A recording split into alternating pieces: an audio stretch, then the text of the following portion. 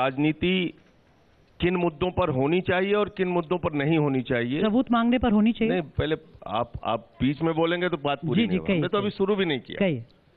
मैं ये कह रहा हूं कि अगर बोफोर्स का घोटाला हुआ तो उस पर सवाल पूछा जाएगा और सवाल पूछा जाना चाहिए।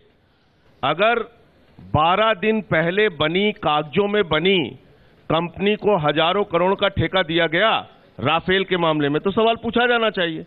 और क्यों नहीं पूछा जाना चाहिए?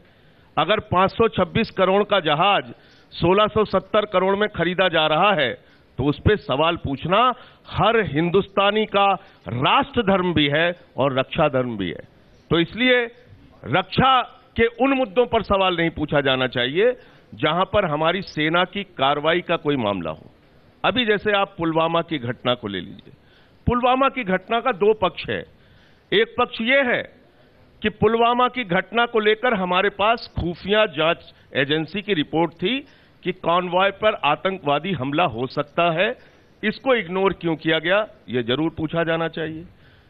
पुलवामा की घटना पर यह सवाल जरूर पूछा जाना चाहिए कि अगर आईजी जम्मू सीआरपीएफ अजय वीर सिंह ने ये डिमांड की थी होम मिनिस्ट्री से कि सीआरपीएफ के 2500 जवानों को एयरलिफ्टिंग करके जम्मू से श्रीनगर पहुंचाया जाए, तो उनकी उस डिमांड को इग्नोर क्यों किया गया, यह सवाल पूछा जाना चाहिए।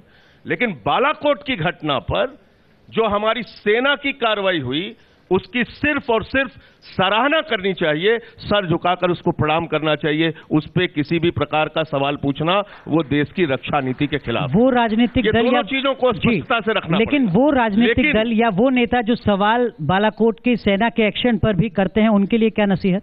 उनके लिए नसीहत है, उनके लिए नसीहत यह है कि रक्षा के मामले में सेना की कार्रवाई के साथ आप जाइए, लेकिन बड़ी विनम्रता पूर्वक मैं आपसे पूछना चाहता हूं कि सबसे पहले सेना की कार्रवाई पर सवाल किसने खड़ा किया?